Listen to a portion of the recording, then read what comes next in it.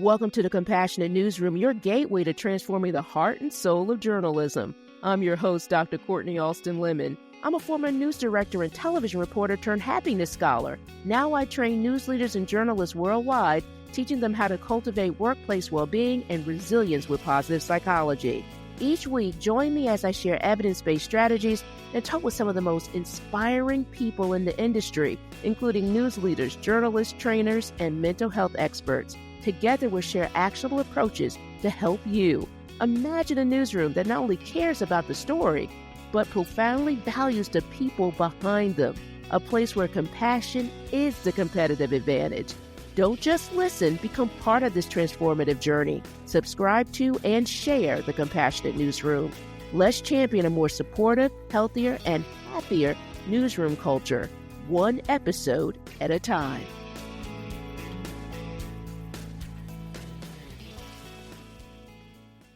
Happy Wellbeing Wednesday and welcome back to the Compassionate Newsroom podcast. I'm your host, Dr. Kortni. Well, today is a special day. Well, maybe I should say today, the eve of today is a special day. My birthday is coming up and I am so super excited. And today I thought, you know what? I'm going to talk about the greatest gift we can ever give ourselves, self-compassion. Now, self-compassion is not just a nice to have. It's something we really need, especially in high-pressure jobs like journalism. Now, I figured this out the hard way. In the beginning of my news career, I barely practiced self-care. Meals were rushed, and that's if I even managed to eat anything at all. And my lifestyle was just chaotic. But let me take you back to when I was reporting in Midland, Texas, start of my career. At that time of my life, I was working out 2 hours each day. And it was really an integral part of my daily life. It was my routine. It was my release. Now, I share this to illustrate that sometimes in life, we can really be very focused on our self-care. And there are other times, not as much. And that's okay. Life happens, and we must always give ourselves grace. Take for another example, a challenging period in my life. Shortly after starting my career in Philadelphia as a reporter, I faced an unimaginable tragedy. My first husband was tragically killed in an accidental shooting by a friend just 86 days after our wedding.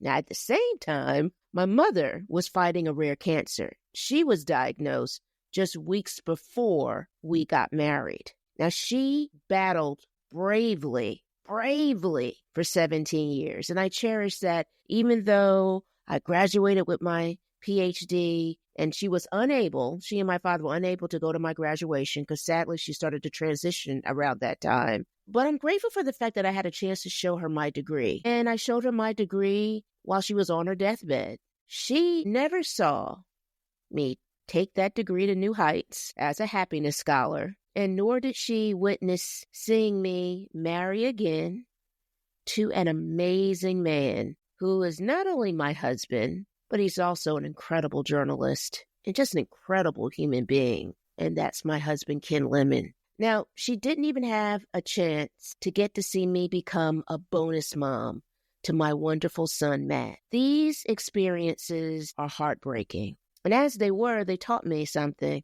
They really taught me the value of self-compassion. We must be kind to ourselves. And that can be hard because accepting that while we might not always be perfect in managing our self-care, our well-being, it's crucial that we just keep striving, keep adjusting, and most importantly, keep granting ourselves grace. Now, one of the individuals I greatly admire is Dr. Christian Neff. She is a leading researcher on self-compassion, and her exploration of its dual aspects is incredible. I've often talked about Dr. Neff really continuously through the episodes of the podcast, and I will say that Dr. Neff's work and the Carters, President Carter and Mrs. Carter, are really the inspiration by the name of the Compassionate Newsroom.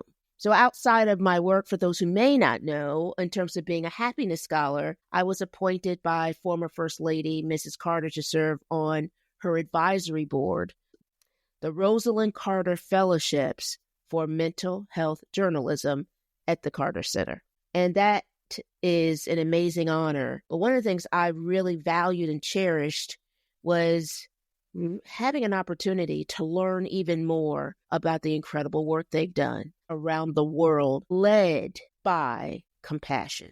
So Dr. Niff introduces us to not just the tender side of self-compassion, which involves comforting and reassuring ourselves, but she also shows us something that I love to talk about, and that is the fierce side. Yes, I said it, the fierce side.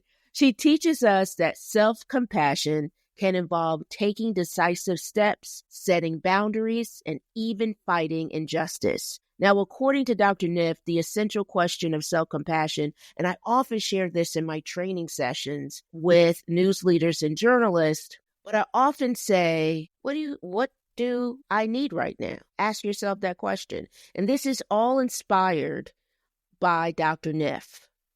And more specifically, what do I need to help alleviate my suffering? That's so important because one of the things she loves to share, and I love to also reflect on it, is being a best friend to yourself. Sometimes what we need is to accept ourselves in all our human imperfection and to love ourselves as we are in the moment. However, self-compassion isn't just about that soft and gentle, as I mentioned, right? Dr. Niff reminds us that it can be fierce. She shares, if a herd of cattle is stampeding towards us, it's not the time for self-acceptance. It's the time for action.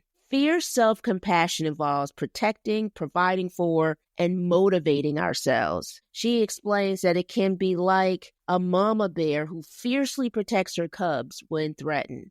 She shares the value of making sure that we understand the importance of that fierce energy of really nurturing ourselves and caring for ourselves. Dr. Niff helps us practice protective self-compassion. And I like this. She calls them protective self-compassion breaks. And it speaks on strength from our shared humanity. She teaches us to affirm, I stand with others, or all human beings deserve just treatment, and me too. She encourages us to offer ourselves the same kindness, as I shared earlier, that we would extend to a dear friend needing courage. Now, Dr. Niff not only provides scientific research, but also mindful meditations that she offers online to help center ourselves. And these are some resources that I often share in my trainings as well. I will provide a link to her website in the show notes so you can explore these incredible resources for yourself. Well,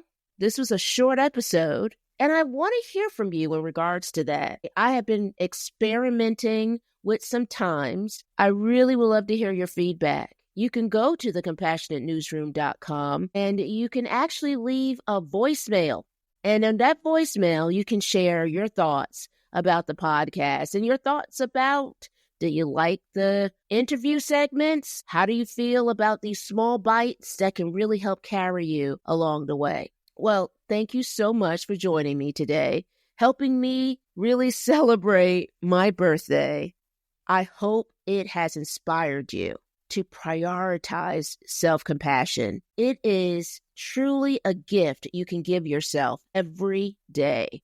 And remember this, I'm always cheering you on. Until next time, take care and keep cultivating that inner kindness. Thanks for tuning in to the Compassionate Newsroom podcast. Together we can transform workplace well-being in news. If you found value in today's episode, please share it with a colleague to help foster a supportive environment in the industry. And don't forget to subscribe and also visit our website for more resources at thecompassionate.newsroom.com.